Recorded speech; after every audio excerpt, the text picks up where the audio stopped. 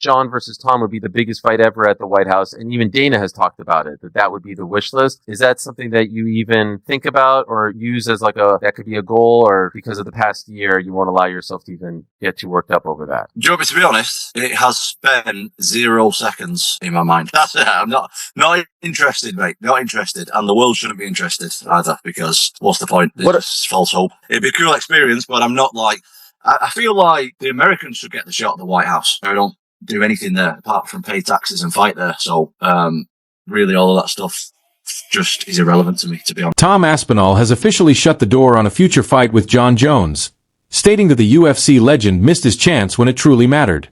According to Aspinall, Jones had his opportunity and chose to walk away not when Aspinall was rising, but when he was ready and in his prime. Guys, why are we still talking about Jon? He's retired.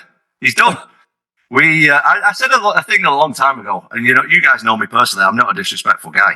Yeah, you're not. But I said a thing a long time ago that I'm going to retire Jon without even fighting him, and you did. That's what's happened.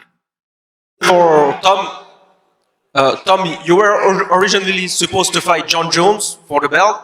Now it's Cyril. So my question is simple: considering that Jones is nearing the end and Cyril is in his prime, who do you consider the biggest test right now? Cyril's the guy I'm fighting, so he's the biggest test right now. Jon Jones is retired, so I don't really have much to say on that, to be honest. So I'm fighting this guy, and this guy's really good, so I'll be as ready as I can be. In your opinion, when you look at Jon Jones, would you say it's a money thing or not wanting to fight you thing, or do you think it's a combination? Well, I can tell you some stuff about the money situation, but I'm not sure I can say it on camera, so I will tell you that after. I think I'm a bad matchup for him, to be honest. My opinion, I think it's a huge risk. It's a huge risk. You're younger, you're athletic, you hit hard, you pose problems. We don't have much data on you, meaning that we don't know what happens if you do. And this is me speaking from an analyst and my experience in MMA. Instead of stepping up, Jon Jones retired, conveniently dodging the fight. And now, with talk of a potential UFC card at the White House backed by Donald Trump, Jones suddenly wants to return, but only when the spotlight suits him. Jon Jones was never, not even if you put a fucking gun to his head, going to take that fight. Just look at the language Jones has been using from day one about Tom Aspinall. Why would I gamble my legacy on someone like him? Jon Jones, gamble.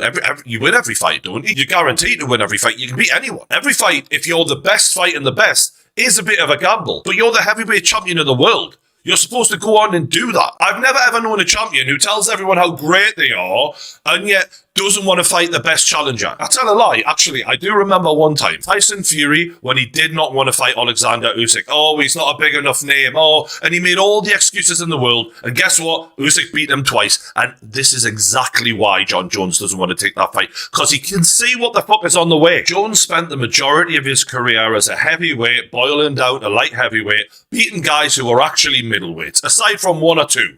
And by the way, he scraped through those ones. When people were equal to him in size, that was where he actually struggled. Dominic fucking Reyes beat him, in my opinion, for Christ's sakes. And who the fuck is he? No offense. He's certainly not Tom Aspinall. In Tom Aspinall, Jon Jones, with his high fighting IQ, which I won't take away from him, he is a very smart fighter, and that's what the problem is here, is he's not able to delude himself into thinking, oh, I'll just beat him, right? He sees everything. And that's part of the reason why Jones has managed to win so many fights, is he sees everything and he analyzes and he comes up with good game plans. He's a smart fighter, but he can't do this with Tom Aspinall. He looks at him and goes, right, okay, he's faster. Fuck me, he's way faster. And he's bigger. That's not normal. He hits way harder than anyone I've ever fought in my entire fucking life. And he's banging out heavyweights in the first round. Big, massive heavyweights. I've been fighting smaller guys the majority of my career, and he's out there blasting out heavyweights. Fuck. If I go in there, there's every chance I'm getting dropped in the first round and put away.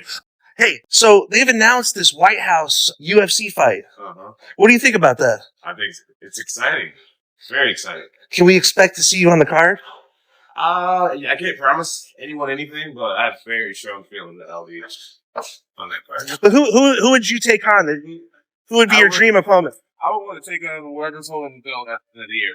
Yeah? Yeah. Any possible names you think? Well, I mean, as of right now, the champion is Tom Aspinall, but we'll see who's the champion at the end of the year. I feel like the only thing to have a American guy fight for the championship that night, I'd be willing to put it all on the line. Nice. For Tom, it's too little, too late. He believes Jones wasted his time, stalled the division, and kept the heavyweight scene in limbo for over a year, all while avoiding the real challenge that stood in front of him. Speculation about the White House card. Is there anything that John could do where you could say, okay, I actually trust him? Let me ask you, what do you think John would do in the next couple of months that would make me trust putting him on the White House card? Well, I would not trust him, but I would like to see him fight Aspinall on that card down the road. So I already said that I don't trust him, and you're asking me what could he do for me to trust him in the next 3 months. You don't trust him. Well, yes, but you talk to him. I don't. Yeah. No, I don't talk to him either. I haven't talked to him at all. If I had to make odds, it's 1,000,000,000 to 1 that I put Jon Jones on the White House card. All right, I think that ends the questions on it. Yeah. Did Trump tell you he was going to make that announcement? No. We're going to have a UFC fight, the grounds of the White House. I don't even know how many people can get in. Whoever actually gets to be there live, it will be such a unique, amazing experience in their lifetime. When the fight is going on, one whole side will be the White House, and then the other side will be the Washington Monument. So we will absolutely put on the baddest card of all time. McGregor hasn't been in a while. I saw right when this came out, he was back in the ring. Jones. You jump back in the pool. So the dream main event right now would be Aspinall versus Jones. Is it possible that McGregor and Jones would fight on the same card? Could be. Is without doubt willing to walk away from his biggest payday of his entire career, what he described as fuck you money, where he can go in, if he loses it doesn't matter because he's going to get so paid, he won't have to worry about anything ever again.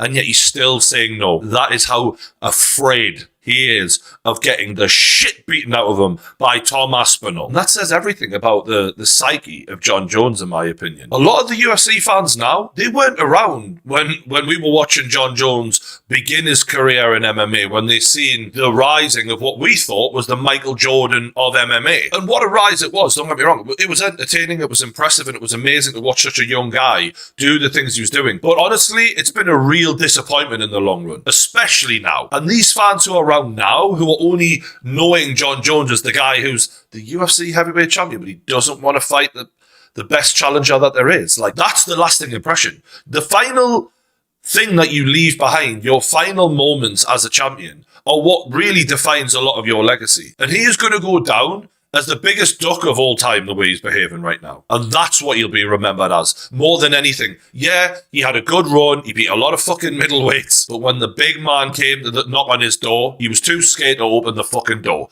That's the truth. And that's what he'll be remembered for. And for the rest of his life, make no mistake about it, everywhere he goes, Tom Aspinall's name will fucking haunt him, because it'll be the one he refused to fight. And Tom Aspinall now can go along his merry way, and everyone will know you beat him. You were willing to show up. He wasn't. Playground rules. You won. You're the man who was so dangerous. The big bad Jon Jones wouldn't even get in the fucking cage with you. He literally said it on my podcast. I will retire Jon Jones without even having to fight him because he hasn't got the fucking balls for it. And he didn't. It's all been proven true. And it's funny because to me, fighters who win all the time, all right, that's great, right? But actually, how much have you challenged yourself within your career? What are your thoughts on Tom and John? I've always been, if you're the champion, defend your belt. It's a responsibility. You can't just, I'm going to sit out. I think you need to be reasonably active. You need to fight whoever's there. If you've got an interim champ, it's a no-brainer. I don't want to throw heaps of shade, but I mean, look, I know he's proved himself. Everyone's like, look what he's done. You don't hold up the vision just because, I don't know if I want to fight him. But when you're the champion, I don't think you have a choice. We've got an interim champ just standing there waiting for. If you don't want to fight, then just retire. You're done. Or if you want big fights, you're going to have to vacate the title. Why do y'all think Jon Jones don't want to fight Tom Aspinall? Is Tom Aspinall that good where Jon Jones should be working? I think Jon Jones, me personally, nothing against Tom Aspinall. I think Jon Jones will walk through him. I personally think it's the toughest fight on hand for him. And why for him chance his legacy of losing a fight that he probably doesn't even have to take. He doesn't need the money. He doesn't need to prove himself anymore. I think it's a tough fight. I mean, I do think betting on the fight, I'm betting on Jon Jones, but I still think that Aspinall's got enough like athleticism to close a distance, right? Like Jon Jones wants this distance. He loves this. He's got this distance. And Aspinall's one of the heavyweights that he'd be fighting that can close the distance hard and fast. You think Aspinall got a chance of beating Jon? I do. Absolutely. Yeah. I mean, you've been in there with Jon. Yeah. You know, I've trained with Aspinall. I've held pads for him. I've also, been around Francis a lot, and I understand what that heavyweight athlete looks like. Tom Aspinall is everything as advertised. Intro 4. Now that Aspinall has moved on and signed to face Cyril Gane in Abu Dhabi, Jon Jones suddenly acts interested again. The timing? Suspicious at best. Convenient at worst. I'm not getting at John here, I'm getting at anyone who's failed a PED test. So this is my view on PEDs, personally. If you're a sprinter, for example, you do 100 metres, and you take PEDs, and you win a race, you become faster than people who are not taking PEDs from that. That's okay.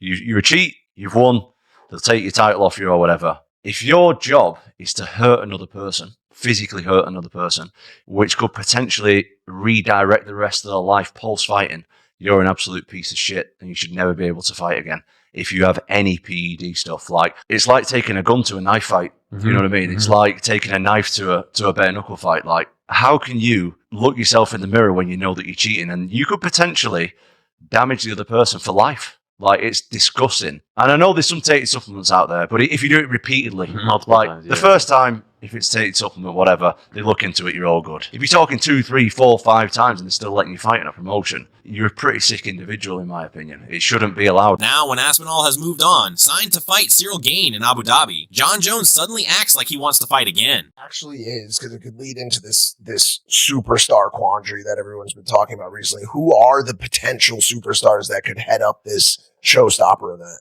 Ilya Taporia. Chances it's Jones Aspinall. I think that could happen too. Actually. Yeah. You think Jones has been ducking him? But I think he didn't want to fight him. And I think it was a calculated decision on his part. He is so close to the end, so close to retiring as undefeated. Go.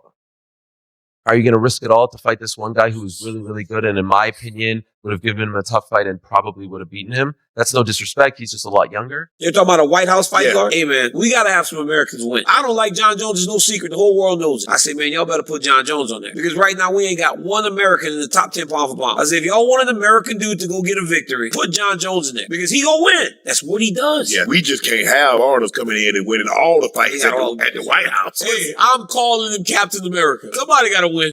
In the top 10 pound for pound. We don't have an American in the top 10 pound for pound. We don't have an American champion outside of Kayla Harrison, now that Jon Jones retired. So who do we send out there on July 4th to get a victory? I say send Jon Jones. He's going to win. That's what he's done his whole career.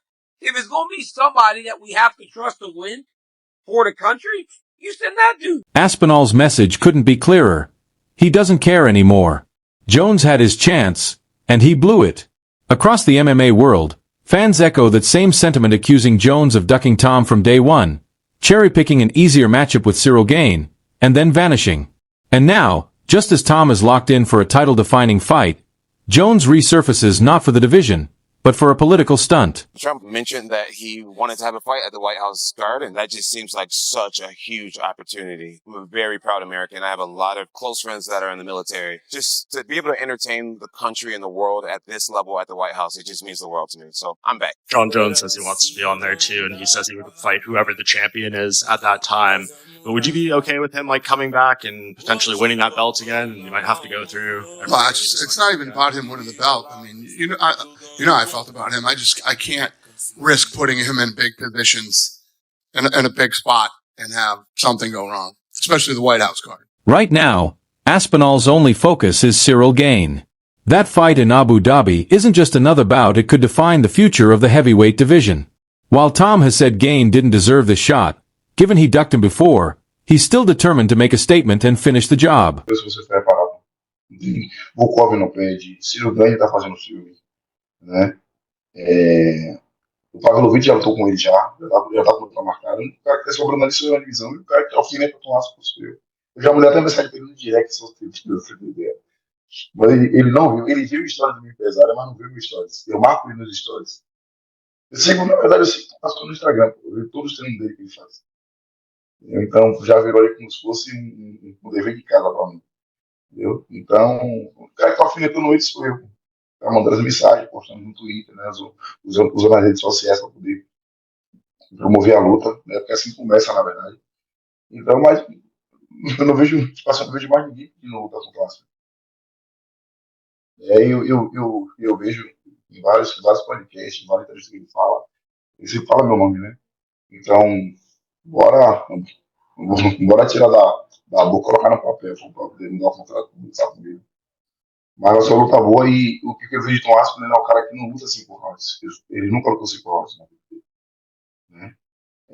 Tem uma luta que ele fez, mas é antiga, basicamente. Ele cansa a partir do segundo. Né? E o Aspinall nunca foi testado para lutar a mais de 3 rounds. Mas, como eu digo, o Aspinall não é um cara besta, é um cara muito experiente, né? Um cara que lutou com um cara duríssimo, né? Então, tem que ser aqui esperto, né? Tem que montar uma estratégia boa para poder ganhar dele, né? E aí a gente vai igual acontecer. Na verdade, para mim, quando fechar aquela grade ali, meu irmão, é só esse que puder, porque vai ser guerra. Eu tô pronto para fazer uma guerra. It is the undisputed heavyweight champion of the world, the pride of Wigan, the one and only Tommy Aspinall. Tommy Aspinall. Na na na na na na na na. Tommy Aspinall.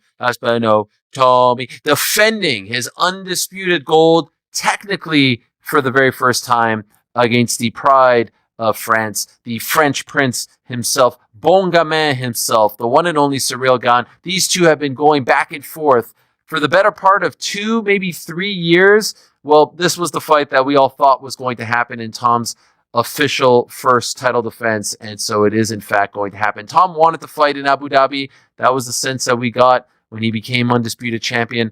He didn't want to wait for New York. Let's be honest, the tax is a little better over there in Abu Dhabi compared to New York for an Englishman, for anyone, if we're being 100% honest. And so he wanted to be active. He wanted to fight in October. He wanted to fight in Abu Dhabi. It's closer to home, and so they oblige. And you'll recall a few weeks ago I said, it's looking like Magomed and Alex, October 4th. It's looking like Tom versus Cyril, October 25th. And it's looking like JDM versus Islam in New York. That would be the next pay-per-view. Now, that hasn't been officially announced. That hasn't been signed, sealed, and delivered. But at this point, I would be surprised, considering how the chips just fell earlier today.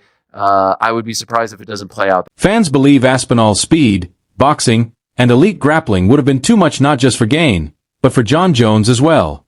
That belief has created a shadow over Jones' legacy. Once considered one of the greatest of all time, he's now seen by many as the man who ducked the one fighter that could have beaten him. But Aspinall doesn't need Jones to solidify his legacy, he's carving it himself. The real question now isn't if Jon Jones will fight Tom Aspinall. It's whether fans will ever forgive him for avoiding the one fight that truly mattered.